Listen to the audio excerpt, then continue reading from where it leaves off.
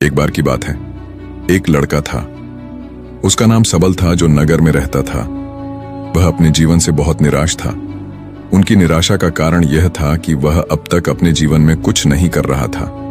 उसके माता पिता उसे ताने मारते थे कि आपके सभी मित्र कुछ न कुछ कर रहे हैं, लेकिन आप अभी भी घर बैठे हैं।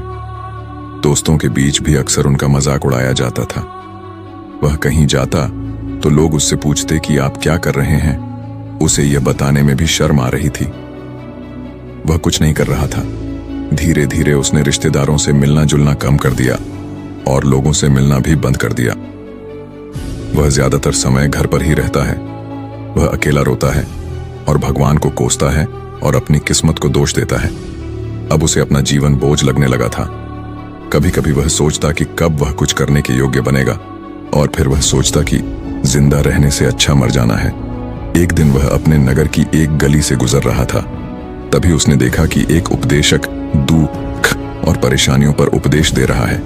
वह भी उसी भीड़ में सबसे पीछे बैठ गया और गुरु के प्रवचन सुनने लगा। उपदेशक कह रहा था, दुख एक शिक्षक की तरह है जो हमें जीवन की सच्चाई दिखाता है और हमें जीने का सही तरीका सिखाता है। आप चाहें तो जिंदगी जीना भी सीख सकते हैं। गुरुजी उपदेश दे रहे थे कि तुम चाहो तो कुछ भी हासिल कर सकते हो, और अगर चाहो तो एक कोने में बैठकर रो सकते हो।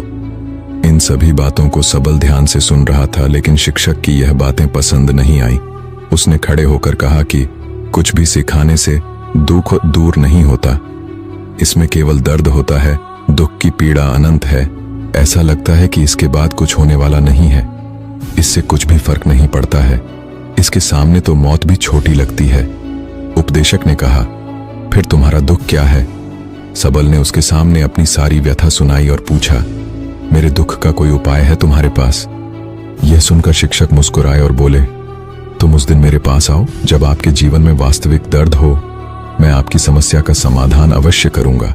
यह कहकर गुरु वहां से चला गया। सबल ने सोचा, कहीं मेरा दुख नकली तो नहीं है? क्या मैं जिस दर्द से गुजर रहा हूं वह नकली है? मेरा दुख कोई नहीं समझ सकता। जब माँ बाप नहीं समझते तो गुरु क्या समझेगा? उनके दुखों से व्यथित होकर सबल ने एक फैसला लिया कि अब वह कुछ करेगा। सबल ने एक छोटा व्यवसाय शुरू किया, पर उसे सफलता नहीं मिल रही थी। लेकिन उसके घर वाले पूछते हैं कि क्या वह कुछ कोशिश कर रहा है। वह अपने व्यवसाय में लगा रहा और धीरे धीरे उन्हें सफलता मिलने लगी। फिर उसने गति पकड़ी और केवल 3 साल के अंदर ही वह एक बड़ा बिजनेसमैन बन गया। अब सबल के आसपास ऐसे कई लोग थे जो उसकी परवाह करता था, जो उससे प्यार करता था। अब उनके परिवार के सदस्य भी उसकी तारीफ करते नहीं थक रहे थे। दिन ब दिन उसके मित्रों की संख्या बढ़ती जा रही थी। अब वह अपनी जिंदगी से बहुत खुश था।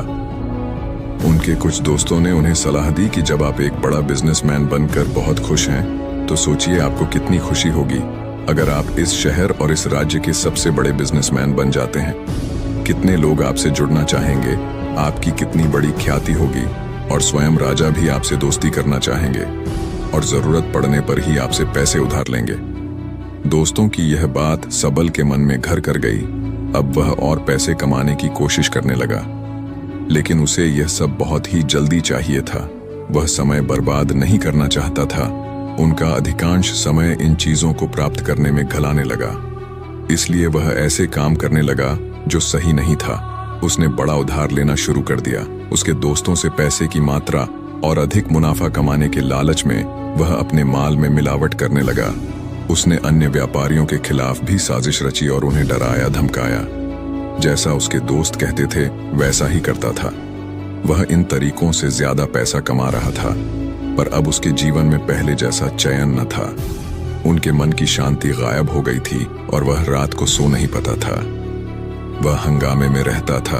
वह सब कुछ पाकर भी उन्हें किसी चीज में सुख नहीं मिल रहा था। एक दिन सबल अपनी गाड़ी में कहीं जा रहा था। तभी रास्ते में उन्हें उपदेशक का आश्रम दिखाई दिया। वह रुका और गुरु के पास जाकर बोला, संत, आपने मुझे मेरे पास आने के लिए कहा था जब मेरे जीवन में सच्चा दुख आता है। अब मैं बहुत दुखी हूं कि मेरी नींद हराम हो गई है। मुझे कहीं भी शांति नहीं मिल रही है। इस प्रकार सबल ने अपनी सारी समस्याएं गुरु को बता दी। गुरु ने कहा, जब तुम पहली बार मुझसे मिलने आए थे तब भी तुम किसी दुख में थे, आपने उस दर्द से क्या सीखा? सबल ने कहा कि सिर्फ सोचने और चिंता करने से कुछ नहीं होता। आपकी दृष्टि को सच करने के लिए यह कार्रवाई करता है। और सिर्फ काम करने से कुछ नहीं होता, परिणाम भी मिलना चाहिए। जब आपको लगता है कि आपका लक्ष्य हासिल नहीं होने वाला, तब राह में चाहे कितनी भी मुश्किलें आ जाएं, मन कितना भी निराश क्यों ना हो, कितना भी लगता हो कि अब कुछ नहीं होने वाला है, तभी विश्वास करें, मैं जो भी कर रहा हूं उसमें अवश्य सफल होऊंगा। लोग केवल सफल लोगों का सम्मान करते हैं। कोई कितना भी अच्छा क्यों ना हो, वह हमेशा लोगों की नजरों में बोझ बने रहते हैं। यह सब सुनकर उपदेशक मुस्कुराया और बोला, जब आपके पास है तो यह वास्तविक दुख नहीं है। अपने जीवन में वास्तविक दुख आए तब मेरे पास आओ, मैं उसे ठीक कर दूंगा। सबल ने जाते समय साधु को सोने के सिक्कों से भरा घड़ा भेंट किया। घड़े को देखकर गुरु ने कहा कि यह मेरे किसी काम का नहीं है, उस पेड़ के नीचे गड्ढा खोदकर गाड़ दो। सबल ने घड़े को पेड़ के नीचे दबा दिया, जैसा कि गुरु ने बताया, और वहां से चला गया। कुछ दिनों से कारोबार ठीक चल रहा था, लेकिन व्यापार के गलत तरीके के कारण धीरे धीरे उसे व्यापार में घाटा होने लगा। उसकी सारी दौलत धीरे धीरे खत्म होने लगी। और एक दिन ऐसा भी आया जब उसके पास कुछ भी नहीं बचा और उस पर कर्ज का बोझ चढ़ गया था। परंतु वह निश्चिंत था, क्योंकि उसने अपना सारा कर्ज अपने दोस्तों से लिया था। उसने सोचा कि उसके दोस्त बुरे वक्त में उनके साथ खड़े रहेंगे, लेकिन ऐसा कुछ नहीं हुआ। जैसे ही बुरा वक्त आया, दोस्त पहले उससे कर्ज मांगने लगे। अगर उसने कर्ज नहीं लौटाया, उन्होंने उसे जान से मारने की धमकी भी दी। उनके सभी शुभचिंतक और प्रियजन उससे दूर हो गए। उसके दोस्त, जो उसके साथ मस्ती किया करते थे, अब उससे दूर भाग रहे थे। उसका परिवार उसकी गलतियां और कमियां गिनने लगा। उनकी सारी संपत्ति नीलाम कर दी गई और उसके पास कुछ भी न बचा। जब उसने अपने पिता से मदद मांगी, पिता ने कहा कि मेरे पास थोड़ी सी संपत्ति है, मैं तुम्हारी माँ को क्या कहूँगा अगर मैं तुम्हें दे दूं? यह संपत्ति हमारा अंतिम उपाय है। सबल के मन में गहरा दुख छा गया। उसके आसपास कोई नहीं था जो उनके दुख को समझ सके, जो उसे संभाल सके। जनता के इस विश्वासघात के कारण वह अंदर से टूट चुका था। वह सोचने लगा कि अब जीने का क्या मतलब है, अब मौत ही मेरा सहारा है। वह आत्महत्या करने के लिए पहाड़ी पर जा रहा था। तब से उसे याद आया कि उस शिक्षक ने उससे कहा था, मेरे पास आओ जब तुम्हारे जीवन में वास्तविक दुख हो। सबल गुरु के पास गया और अपनी सारी व्यथा सुनाई, आंखों में आंसू लिए। उसने कहा, हे गुरु जी, मेरे दुख का निवारण कीजिए। गुरु ने कहा, जब जीवन में असली दुख होता है तब मेरे पास आ जाना, मैं इसे जरूर ठीक करूंगा।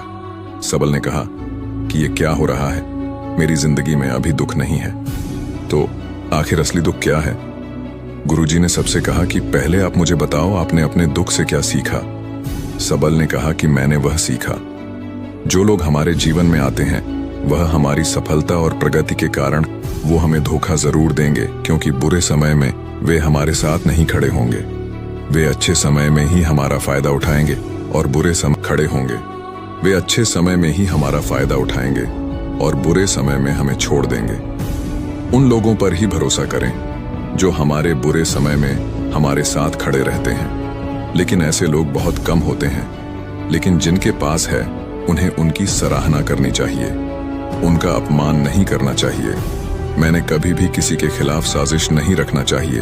अपना काम ईमानदारी और धैर्य से करें और कभी लालची मत बनो। अपने सारे दुख, दर्द और अनुभव बयां करने के बाद सबल गुरुजी के सामने आंखों में आंसू लिए बैठ गया। कुछ देर बाद साधु उठे और पेड़ के नीचे एक गड्ढा खोदा और घड़ा निकाल लिया, जो सोने के सिक्कों से भरा हुआ था। उसने सबल को देकर कहा, मेरे पास आओ जब तुम्हारे जीवन में वास्तविक दुख हो। सबल ने अपने शिक्षक को धन्यवाद दिया और उसे प्रणाम करके चला गया। उस पैसे से उन्होंने एक छोटा सा व्यवसाय शुरू किया। अब वह छोटा व्यापारी बनकर भी खुश हैं। उन्होंने पूरी लगन और ईमानदारी से कारोबार किया। जल्द ही वह अपने शहर का एक बड़ा व्यापारी बन गया। उनका जीवन सुख सुविधाओं से भरा हुआ था। लेकिन कोई कितना भी अच्छा क्यों ना हो, लेकिन जीवन में दुख आता है तो सबल के जीवन में भी दुख आते थे। अपने माता पिता की मृत्यु के रूप में वे दोनों एक ही दिन मर गए। सबल अपने माता पिता से बहुत प्यार करता था, इसलिए उनके निधन से उन्हें गहरा सदमा लगा। वह शवों को ले गया, दोनों को श्मशान घाट ले गया, जहां अंतिम संस्कार किया गया। वहां उसने अपने माता पिता का शव जलता हुआ देखा तो उनका मन बेचैन हो उठा। उसके मन में कई सवाल उठने लगे। वह घर वापस आ गया, इसलिए उसने अपने माता पिता के घर और संपत्ति को देखा जिसके लिए उनके पिता हमेशा लड़ते रहे, आज जो छूटा पड़ा है। जिन्होंने इसकी देखभाल की, इसके लिए लड़ने वाले इस दुनिया से चले गए। उसके पिता ने जो कुछ कमाया वह सब यहीं रह गया। एक दिन पहले तक उसके पिता मारपीट करते थे किसी के साथ उसकी संपत्ति के लिए, आज वो खुद इस दुनिया से चले गए। उसका मन ऐसे अनेक विचारों के बवंडर में था। वह अंदर से अकेला और डरा हुआ महसूस कर रहा था। वह खाली महसूस कर रहा था। उसे लगा कि कुछ है, वह समझ नहीं सका। इसलिए वह गुरु के पास गया। उसे देखकर गुरुजी ने कहा, क्या जीवन में कोई दुख है? सबल ने कहा, वैसे तो जीवन में कोई दुख नहीं है, सब कुछ अच्छा चल रहा है, लेकिन आज मेरे माता पिता का देहांत हो गया है। मैं इस घटना से बेहद दुखी और परेशान हूँ। गुरुजी ने कहा, इसमें दुखी होने की क्या बात है? एक दिन सबके अपनों को मरना है। कोई न कभी जिया है और न कभी रहेगा। एक दिन तुझे भी मरना है। शायद तुम कल ही मर जाओगे, या आप आज भी मर सकते हो। सबल ने कहा, क्या कह रहे हो गुरु जी? मैं भी मर जाऊंगा, लेकिन मैं अभी जवान हूँ। गुरु ने कहा कि सब जी रहे हैं इस भ्रम में कि मृत्यु केवल दूसरों को आती है, बड़ों के पास ही आती है। लेकिन जवान और बूढ़े मर जाते हैं, बच्चे मर जाते हैं। मौत का उम्र से कोई लेना देना नहीं है। ये सभी को प्रभावित करता है। मास्टर जी की ये बातें सबल के मन में घर कर गईं और वह चुपचाप चला गया। लेकिन उसका मन अभी भी बेचैन था। वह खाली महसूस कर रहा था। वह सारा दिन अपने बारे में ही सोचता रहा कि वह कौन है, वह इस दुनिया में क्यों आया है। क्या जीवन का लक्ष्य केवल चीजों को खाना और मरना है? ऐसे कई सवाल उसके दिमाग में लगातार उठ रहे थे, लेकिन उन्हें अपने किसी भी सवाल का जवाब नहीं मिल रहा था और उसका दुख आग दिन दिन बढ़ता ही जा रहा था।